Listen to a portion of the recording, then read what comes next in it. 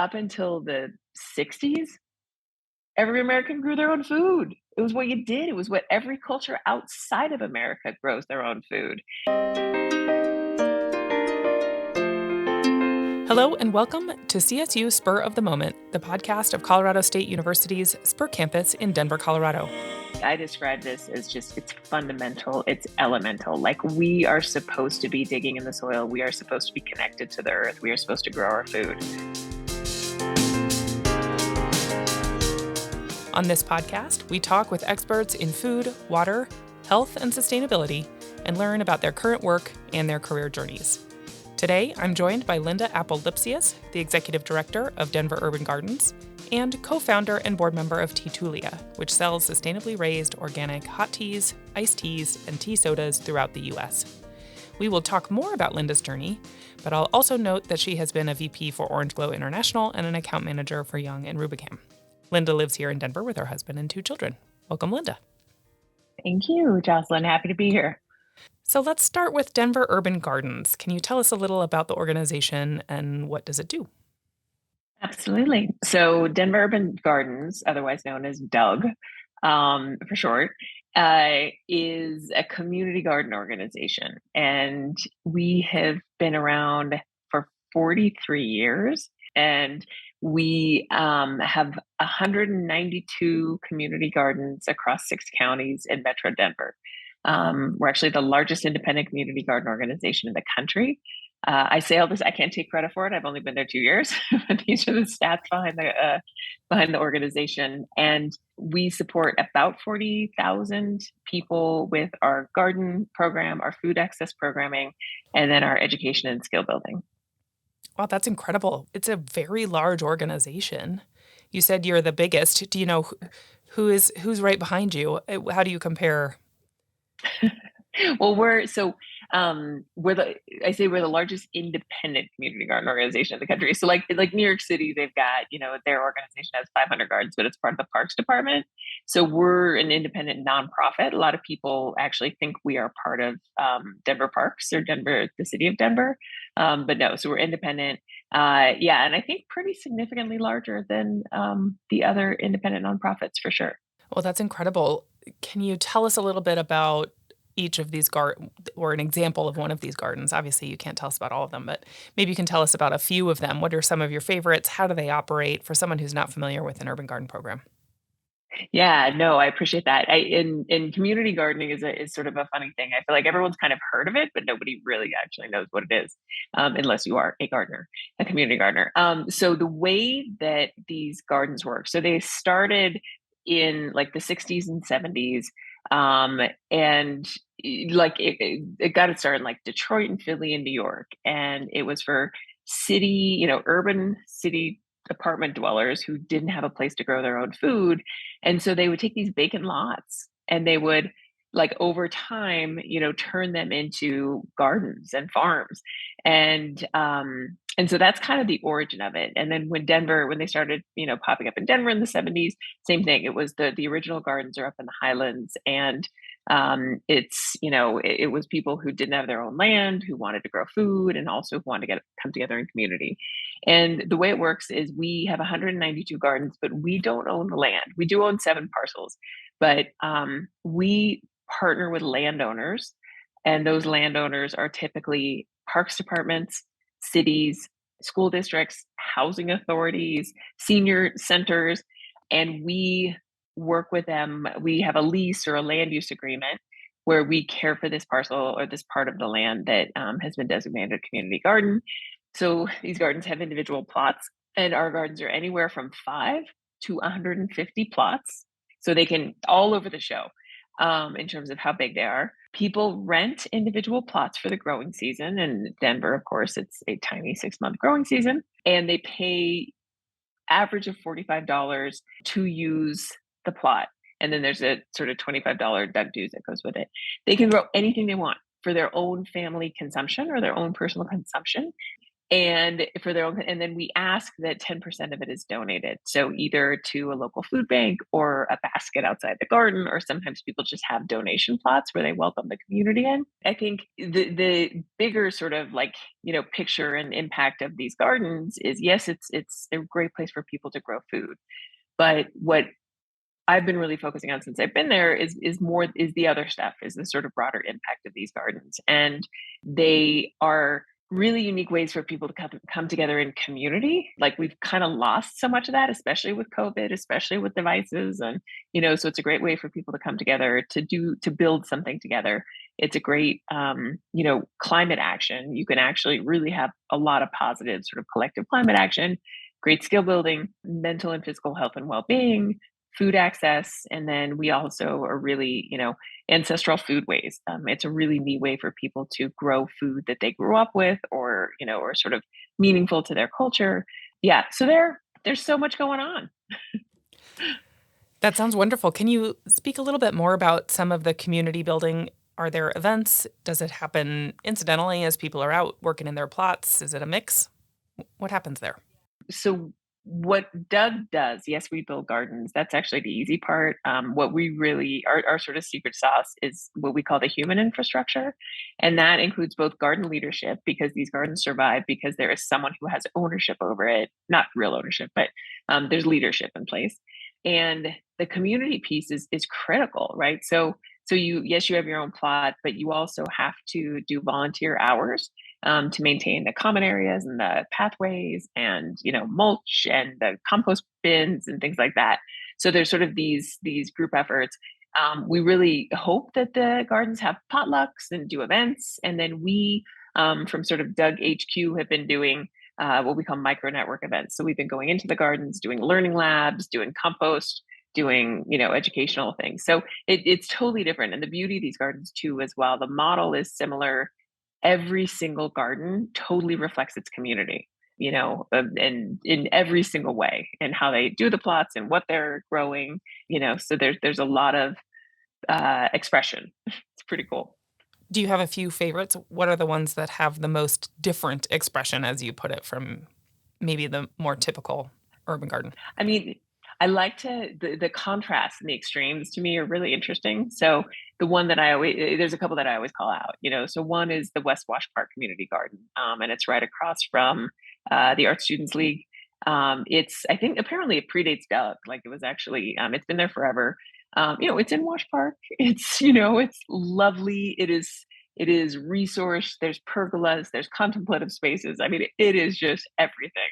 It's got a custom iron gate around it. It's beautiful, and all of like the colorful tomato cages, that you get at Home Depot or wherever. So that's one example. Then you go into Aurora, where we've got one of my favorites, which is Beeler Garden in Aurora, and the population there is primarily Nepalese refugees, and this garden is stunning. So instead of your fancy metal and plastic Home Depot tomato cages, there are cribs, there are bed frames, there are tree branches that are used as supports for, beans and tomatoes.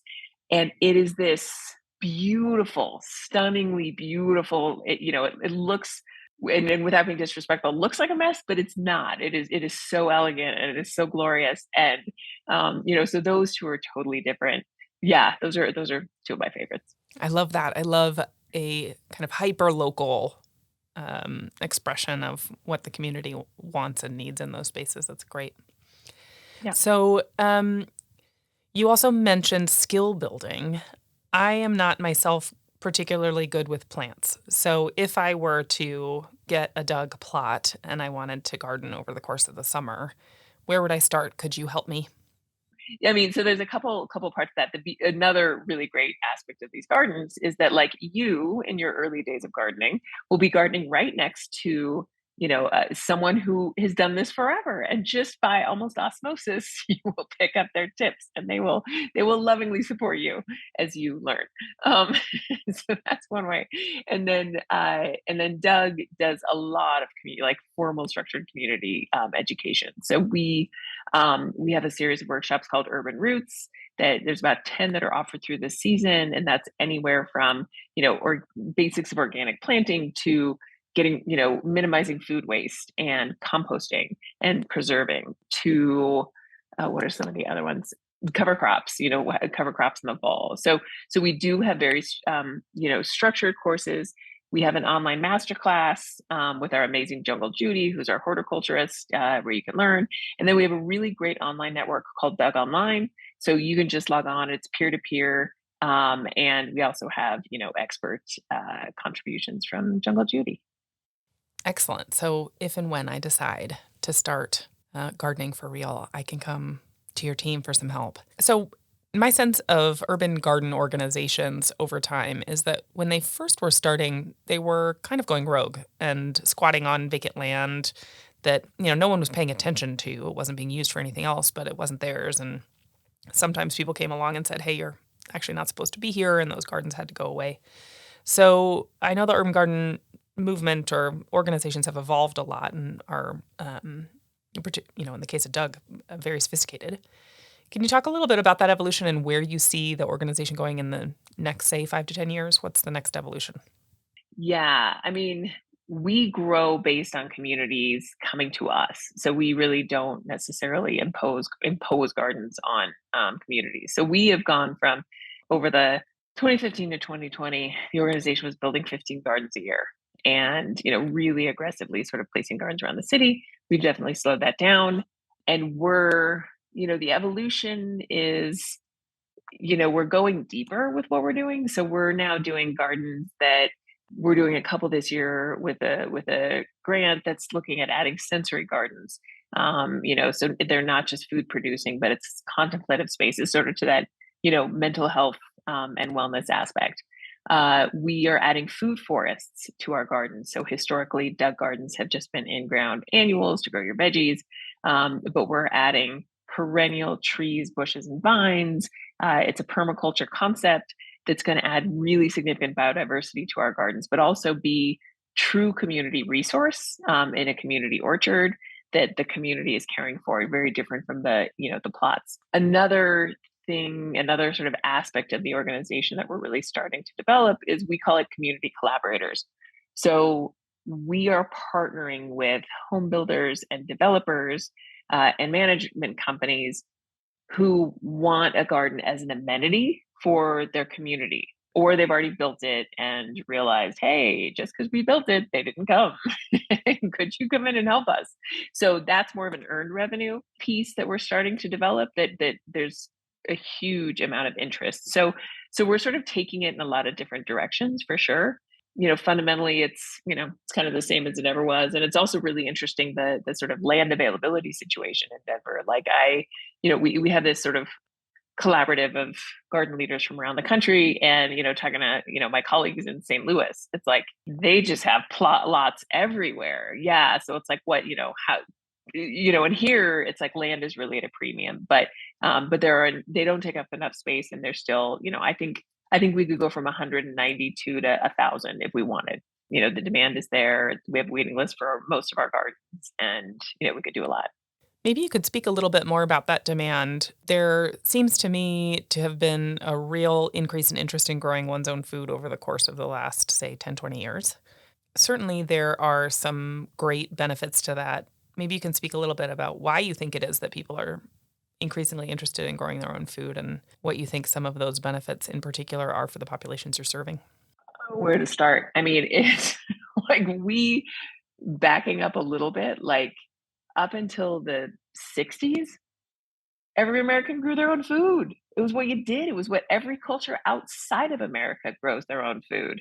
And the gee whiz science came along, and it suddenly became passe to grow your own food. Maybe kind of lame. People thought, gardening like got this like weird, like, thing. And when you look at like just the loss of connection, people genuinely do not know. There's a lot of people who genuinely do not know that a carrot comes from the ground and not a bag, and doesn't come out nubby, like that. And so there's just it's been so much loss. And then with COVID, well, people had tons of time on their hands, right?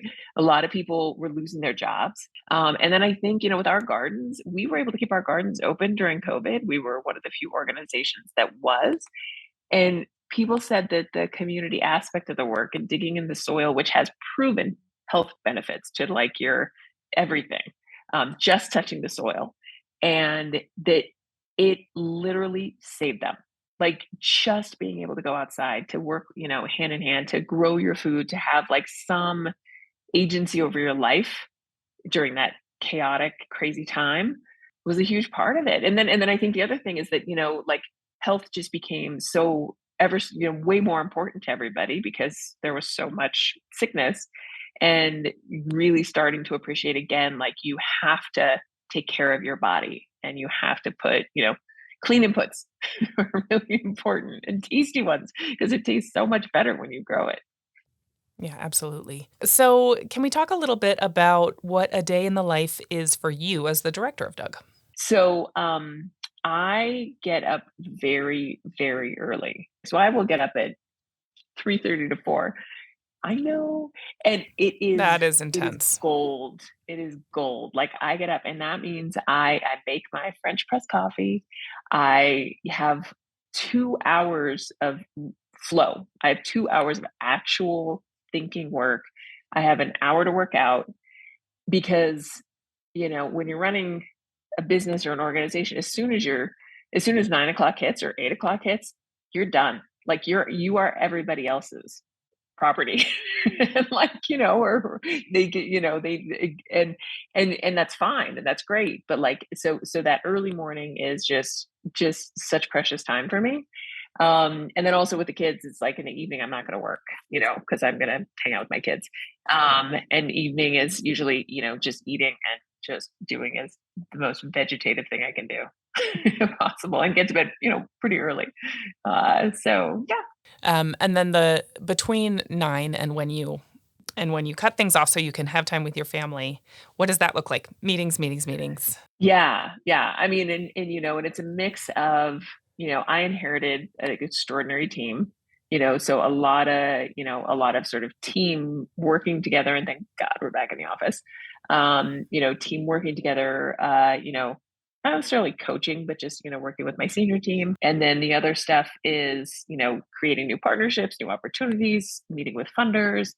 Geez, yeah, just nonstop. And I mean, and I kind of feel like also in my role, yes, I'm in the office, but I need to be out and I need to be showing up out in the world, representing the organization as much as possible. And then again, then there's the evening, occasionally social things and professional things. And b part of that is partnership development, fundraising, all of the things that seem to come along Mhm. with being at the head of an organization, particularly a nonprofit. Networking, all the soft things that you don't, like that you didn't really learn, or that are actually where the really important relationships are made, is the a lot of that. Absolutely, and I've heard this from a lot of folks who are at the head of their organization, whether it's for profit or nonprofit, that that part is an incredibly important part of what they do. Managing their team, helping to support them and help them do their work, and then the other side of that coin, helping to increase the organization's profile and partnerships and relationships. It's a really big piece. Well, I'd love to talk a little bit about how you got where you are. You have worn a variety of different hats over the course of your career.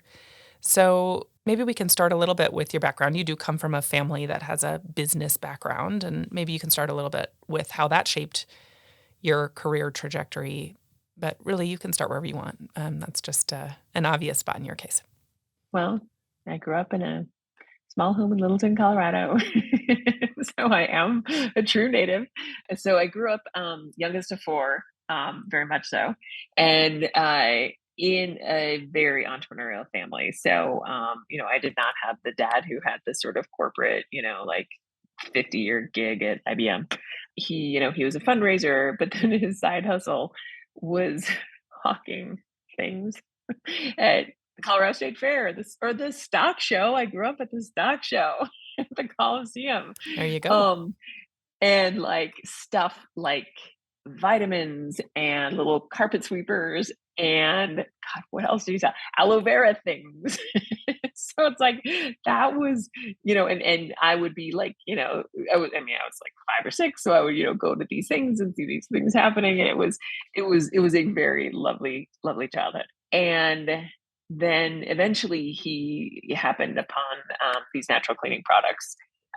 So which were Orange Glow and OxyClean and Orange Clean, and he just kept doing it, and that was actually a product that really stuck. And I ended up my summer job was going out to county fairs, like pitching things, like you're just hand to hand combat, and I always say I can sell anything to anyone. I have to believe in it, but I can sell anything to anyone. And and if you think about sort of an 18-year-old kid out there doing that shtick. So I kind of grew up in that whole kind of funny situation. And then so I went to New York. So I went to college in New York, and then I went to business school, got my MBA in New York as well, which also was pretty great. For your listeners, I highly recommend living in different places because it's just a really the culture. Even though we're fairly homogenous, the culture is pretty different. Different cities, especially the coasts. And then for business school, I decided for my internship, I would come back into the family business. And by that point, the business had really grown. And I came on and I set up and ran our European operation. And we had just been selected by Walmart to be a global VPI, a sort of, product that they were going to get behind. And so, I mean, I'm like the luckiest kid. I went over there and I set up the entire supply chain. I, hired a whole team, and I was 30, and I had just this tremendous opportunity. So that was fantastic and a great experience. And I was with the company for about 5 years. Eventually, came back to the States, based in LA, and then we sold the company, which was great, And so sold the company and had my first kids in the same week. So my world literally keep saying turned right side up. I mean, it was like, wow, suddenly things are very different. And, but it was great. And it was, very fortunate and took some time, obviously, with my sweet little baby, Dorothy. And sort of as things were proceeding, with the sale of Orange Glow, I had started talking with a friend of my husband and mine, who was this guy from Bangladesh, whose family had started a tea garden and they wanted to bring the teas to the States. And so because I had the background in CPG or consumer packaged goods, I was like, yeah, I'll do a business model for you. And I'm just kind of helping out a friend. And it became a 15-year career building Teatulia organic teas into a national brand, which was a blast. And along the way, I started another business called the Mamahood, up in the Highlands, supporting new and expecting moms and their families. And that one was, I wasn't operationally involved in that. So I had really great business partners. So I sort of had the idea, and we partnered on the strategy. Yeah. So that's the journey. And then eventually really with COVID kind of took a pause, and I was like, 15 years, it's a good run. I have learned so much, and I'm ready to blow up my brain again. Like I just want to learn and do something new. So I stepped down as CEO, and the gentleman who I brought in as COO a couple of years ago moved into that role. So I'm still on the board, still involved, but just not on an operational basis. And then the Doug opportunity came along. How did that Yeah. So, happen? Mhm. so yeah, you're right.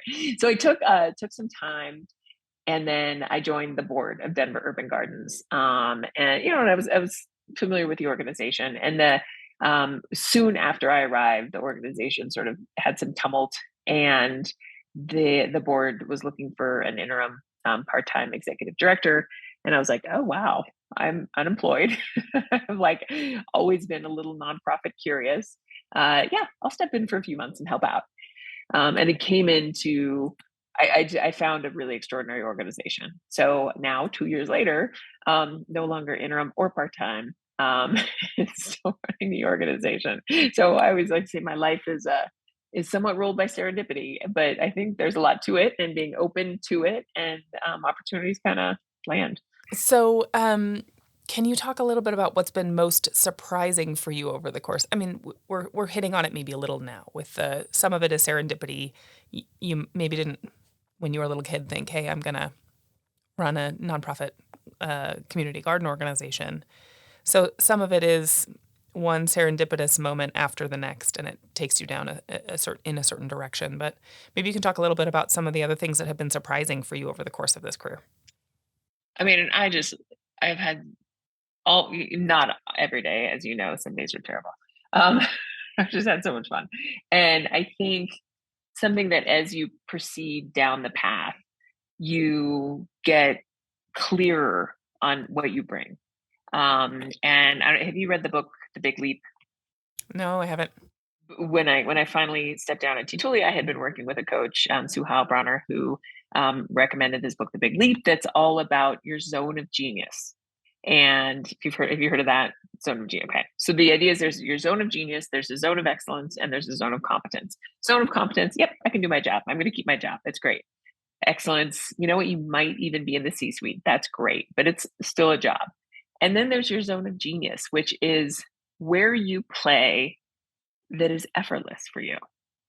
Yet you deliver more than anybody on the team because it's what you're meant to do. It's the right fit. So your employer is getting great value for money because you're super productive and you're doing it so beautifully. It doesn't feel like work. And I feel like as you go down your career path, hopefully you're starting to hone in on that. You're sort of moving a little bit away from what you've been told you're supposed to do to what you're meant to do. And I do believe that we are all meant to do something. Yeah, it's just neat. And that's been something and mine is very much, yes, I went to business school. Yes, I can do finance and yes, I can do operations and I can do all of it. That's great, but is it my highest best use? And really figuring out like my highest best use is building things and is strategy and is creating something where there was nothing or connecting the dots. And I am like so giddy with enthusiasm that I can usually get people, like I'm able to sort of bring people along on the journey too, which is pretty great most of the time, some of the time, whenever it's appropriate. And that to me, I just get a buzz from that. I mean, I love the puzzle. I love the puzzle. And that's why knowing that that's where I belong. And I need to surround myself with people who are more competent and smarter in the other aspects of business, which is also so stimulating, is recognizing that, I'm not supposed to be the smartest one in the room and learning and knowing, also acknowledging what you don't know. So that's been pretty cool. And then I think the other aspect of it is, figuring out the causes that matter to you because, we spend so much time at work. Like I really hope people eventually find work that they love. And climate for me is climate and food are the most important things. And people sort of ask me if there's a through line between Teatulia and Doug. I mean, there totally is, right? Teatulia, we had a 3,000 acre regenerative organic tea garden in Bangladesh that literally restored the ecosystem and the economy and, was like incredibly impactful to the entire region. And then we educated consumers on clean food and tea and how the tea industry is a disaster and whatever. And Doug's kind of the same thing, just at a super hyper local level, intentional sourcing, growing your own food, regenerative growing. And so yeah, so it definitely resonates.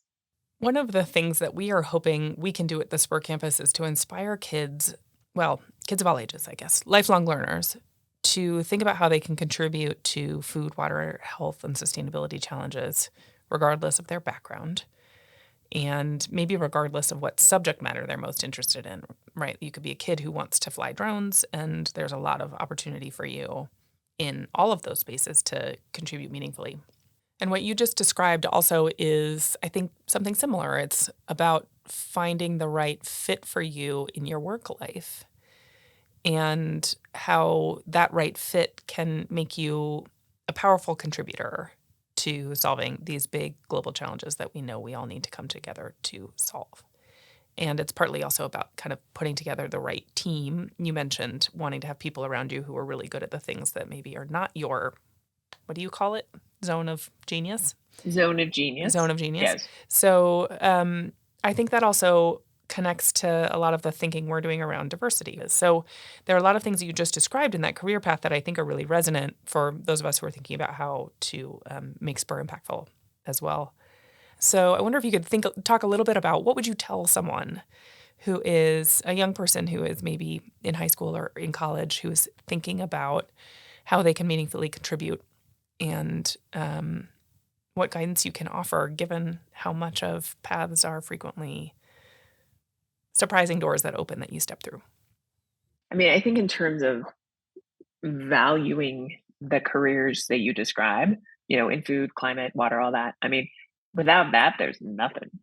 I like, I think if people back up a little bit and we need lawyers and doctors, like I'm not, but at the same time, like if we don't have a healthy, thriving planet, like it's so foundational and fundamental, working to improve, the sort of world that we live in.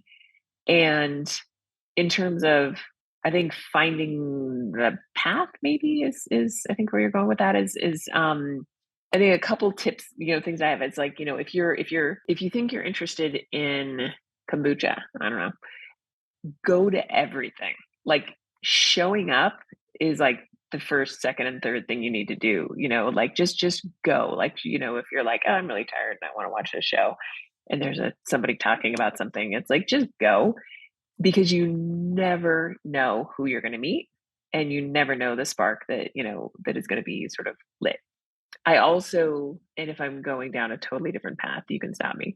But I also like think, in addition to going to everything, maybe more importantly, talk to everyone, like who's even tangentially interested. Like, yeah, you've got your drone friend, you've got your ag friend, like just keep talking. And then the connections will start, because there's so little any of us know, and everyone has such a different perspective, and exposing yourself to different people and putting out your idea, like, or your entrepreneurial idea to like everyone and getting their take on it. Yeah, and just kind of being open to that, I think, is really, really important, and it's going to open doors, because we're all so myopic. It's just inherently we are, that I think that can create opportunities. Yeah, I think it's great career advice. Go everywhere, talk to everyone. Hmm. You never know what connections will come from that. And yes, and education and skills also super important. Oh, So, details. like, Also I get an mean, education honestly, and have some real skills. That's a great point.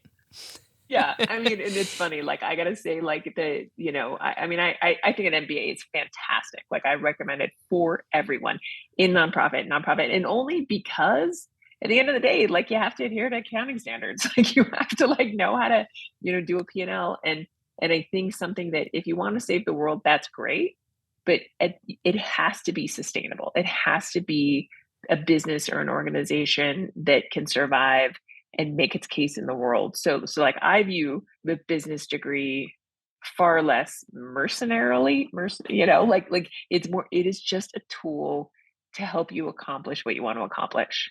So, where can our audience find more information about Doug and about Teatulia, if you want to share that as well?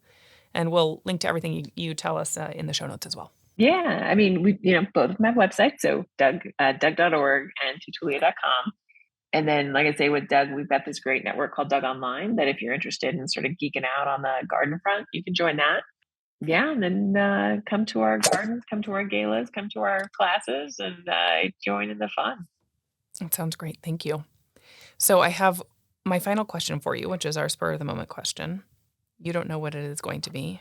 Sometimes I don't know what it's going to be until I start it. So here is my question for you. You've worn a bunch of different hats over the course of your career. Is there a path not taken that you sometimes wish you had in terms of a career? Like, I wanted to be a veterinarian when I was a kid.